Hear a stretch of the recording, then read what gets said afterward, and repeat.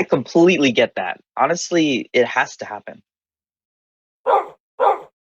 Preach, my guy. Liam, come on, get off the Discord. We gotta make this video, man. Alright. See you later, Liam. Soul Cleave is a new spell added in Legends of Runeterra patch 4.0 that allows players to sacrifice their own unit to summon 2 cleansed ephemeral units of the same target. Gamers, welcome to my Canadian apartment. My name is Corinne, and today we are going to talk about what I think are the best units to Soul Cleave from each region.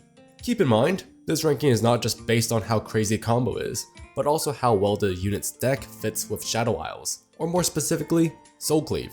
Of course, this is just my opinion, you might think differently, and that's okay, I respect that.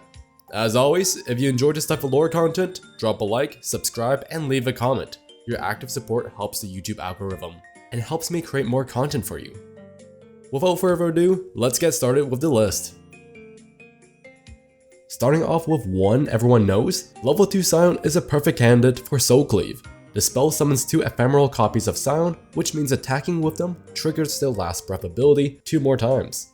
Say you Soul Cleave level 2 Scion, he revives and rallies. By attacking with this Scion and one of the new Scions, the new Scion revives again and rallies after your attack.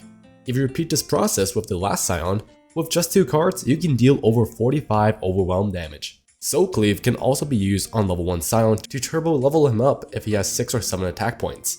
Overall, Scion is a solid choice for Soul Cleave. However, Shadow Isle Scion needs more support to truly thrive. I give Scion a rating of 8 out of 10. In Freljord, we have Zombie Anivia. Anivia is the perfect champion for this card because not only is she a good target, Anivia is played with Shadow Isles anyways, so you're not trading anything to add Soul Cleave to your deck. This card brings a lot of versatility to the deck. You can stack Anivia eggs, put more Anivias in the graveyard for harrowing, and supporting units in the deck also effectively use Soul Cleave. Extra hunting boards gives you 3 permanent mana gems, and Avarosan Sentry means you can draw 3 more cards. Overall, KFC gets a rating of 10 out of 10. I've discovered that in Targon, there aren't many viable options for Soul Cleave. As someone who's attempted to make Spooky Pantheon work for a while, I can confirm that Targon Shadow Owls isn't a good combination. If I had to pick, I would reluctantly choose either Blue Sentinel or Kale. However, these aren't great options. Blue Sentinel can give you 3 non-permanent mana gems and bring you halfway to Malphite's level up, and 2 level 2 Kales might be able to finish the game with a final swing. Overall, I will give these options a 4 out of 10, but it's best to avoid this region pairing altogether. In Ionia, I would recommend using the RA Cannon package as it offers a strong combination of cards. The deck utilizes Shadow Isles already, so there's little trade-off and there's a lot of good options for Soul Cleave. Seinen Thousand Tales provides additional +2/+2 to your elusive units and allows you to draw 4 more cards, while Kenku Wayfinder turbo summons your 1-cost units, such as Kennen. Furthermore, Kennen is a solid option for Soul Cleave as you can recall the rat to keep a copy of him. Ari Kennen is a solid package for Soul Cleave, but players have to make room for Soul Cleave taking other supporting cards out of the deck. I would rate this pairing a 9 out of 10. While Maduli can quadruple your chimes, making them an amazing target for Bandle City, it's rare to see Bard played with Shadow Isles. Therefore, I recommend Stilted Roadmaker and the overall Darkness package for the Bandle City and Shadow Isle spot. Roadmaker's effect lowers all of your darkness cost by 1, so summoning 2 more decreases the cost to 0, and it feels amazing to play Senna on turn 5 with 0 cost darkness. Even if you don't have Roadmaker in your hand, you can use Soul Cleave on your other supporting cards in darkness decks, such as Twisted Catalyzer for an extra 2 damage on your darkness, or Junk Construct for an extra 2 portals. Rekindler, my Shadow Owl's choice, is often played in darkness decks as well. Soul Cleaving that unit summons 2 past champions.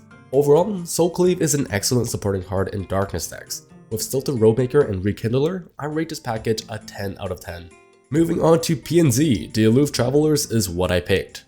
There aren't many good targets for Soul Cleave in this region, however, Sunny has demonstrated that making your opponent draw 2 cards before discarding 2 of their high cost trump cards is really funny. Overall, I don't think PNZ and Soul Cleave work particularly well together, and Aloof Travelers might be better suited in Bandle City and included in darkness decks as well. Therefore, PNZ is rated 7 out of 10. Choosing from Shurima's available options for Soul Cleave can be a bit tricky since most of them are meh. The Azir Hecarim deck doesn't really make effective use of Soul Cleave, and there are not many Shurima Shadow Owls decks to choose from. My first choice would be Endless Devout, because with Soul Cleave, you can activate its Last Breath ability 3 times, which summons 3 landmarks that then pop into 3 restored Devouts, which advances both Ziggs and Talia. However, substituting Bandle City or Targon with Shadow Owls weakens Talia. Therefore, my actual best pick for Soul Cleave and Shurima is Vagabond instead, because Akshan can be paired with any champion and still perform decently. With Soul Cleave, you can turbocharge Warlord's Palace with White Vagabond for 5 turns. Overall, Shurima's options for Soul Cleave are decent, and I would rate them a 7 out of 10. There aren't many good targets for Soul Cleave in Demacia, but if I had to choose one, I would say that Sifra, Lady of the Clouds, is the best option. Being able to summon 2 10-cost units for the cost of 1 3-cost spell is a great value. Sifria is often played in Matron decks, and adding Soul Cleave to the deck is not much of a hassle. Another option to use Soul Cleave on is Vanguard Redeemer, to mill your deck of 2 units. Overall, I would rate Demacia's Soul Cleave option a solid 7.5 out of 10. And lastly, for Bilgewater, we have another funny combo, and that is Mirai Great Mother. I don't need to explain this, but putting 10 6+ cards in your deck that only cost 3 is peak RNG. We're talking about 3-cost Glorious Evolution, Disguised Descend, Field of Rush, Sunk Cost. There are so many good cards that you can pull out of your butt with this combo. But this combo is inconsistent. There's too many 6+ cost spells in the game that fill up the pool you can take from. So my personal take would be the deep package with Shipwreck Hoarder, Abyssal Eye, and Tusk. Since you're playing Shadow Owls already in deep decks, 9 out of 10. Oh, we're done. 10 regions, 10 units, wow. This is gonna be a long video.